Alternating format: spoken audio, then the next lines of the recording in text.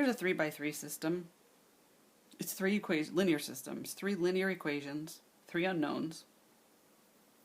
A lot of times systems will have these subscripted variables, which people tend to not like. So x1 is a different variable from x2 is a different variable from x3. You can think of these as just x, y, and z if you want to. In fact, if you don't like the subscripts, you can always, and they are a nuisance because it's more writing than, like, if you have to write down x1, x2, and x3, it's more writing than just writing down x, y, and z. So if you get a problem that has x1s, x2s, x3s in it, or whatever subscripted variable, you can always replace it with a single symbol. So you could say, you could rewrite this system as x minus 3y plus z equals 1, and so on, and just work with those variables. I'm going to work with these just because they really are nothing different conceptually, and it's good to just get accustomed to it and not be afraid of the subscripts. But they are, I will admit, kind of a pain in the butt. Okay, so I'm going to solve this system by getting down to this stair-step form. So I want to get this stair-step so the system looks like this, so it's easy to back substitute. So my goal is going to be to get rid of the x1s in the second and third equation and to get rid of the x2 in the third equation. So I'm going to go about doing that. My first step is going to be to add -2 times equation 1 to equation 2. So, as we've seen before, you can do this in 3 steps or you can do it 1 step. So you can actually, if you want to, multiply equation 1 through by -2, write the system down again with that change. Then add that equation to the second equation to get rid of that x1 in the second equation, and then divide the first equation through by the -2. I'm going to just do it in 1 step because it's more efficient. So I'm doing something to equation 2. Equation 2 is the only equation that's going to change. So equation 1 is not going to change.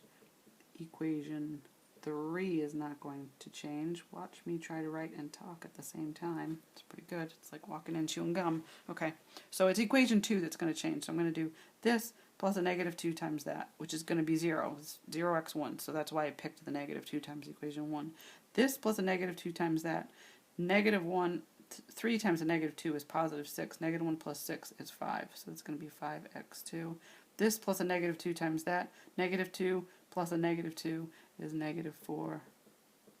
And this plus a -2 times that is 2 plus a -2 is 0. And then my next step is going to be to add -1 times equation 1 to equation 3. Or if you like, subtracting equation 1 equation 1 from equation 3. So again, the only thing that's going to change here is equation 3.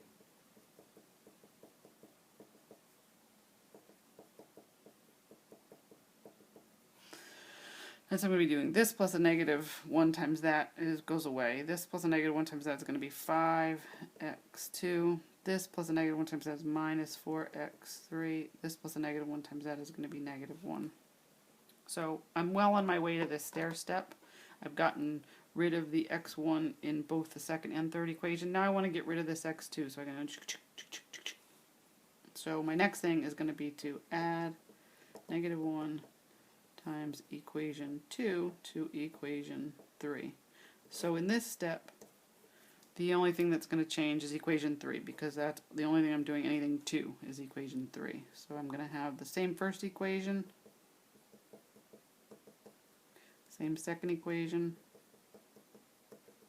and the third equation is going to change. So it's going to be this plus a -1 times that is 0. This plus a -1 times that is also 0. So you're going to have 0x2 plus 0x3 is just a 0.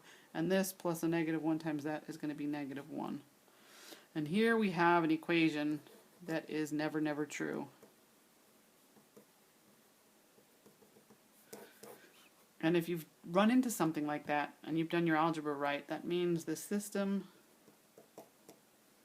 has no solution. So we couldn't get down to that beautiful stair-step look because this isn't a particularly well-behaved system. It doesn't have any solutions. It's also called inconsistent So when you call a system inconsistent, it means it has no solutions. It doesn't mean it's like does one thing and then another. It just has no solution. And this is how you know. The problem with inconsistent systems in terms of the mechanics is there's nothing to check. So there's no solution to plug in and check and make sure you're right. So it's theoretically possible that this system really does have a solution and I've screwed up my algebra somehow and, made an arithmetic mistake or a transcription error or something. So there's no way to check your work with inconsistent systems, and that's unfortunate. The best thing to do is to walk away from it for a minute, go back and work it again and see if the same thing happens. That's probably the best way to check. So that is an example of a 3x3 system with no solution. Okay, very good.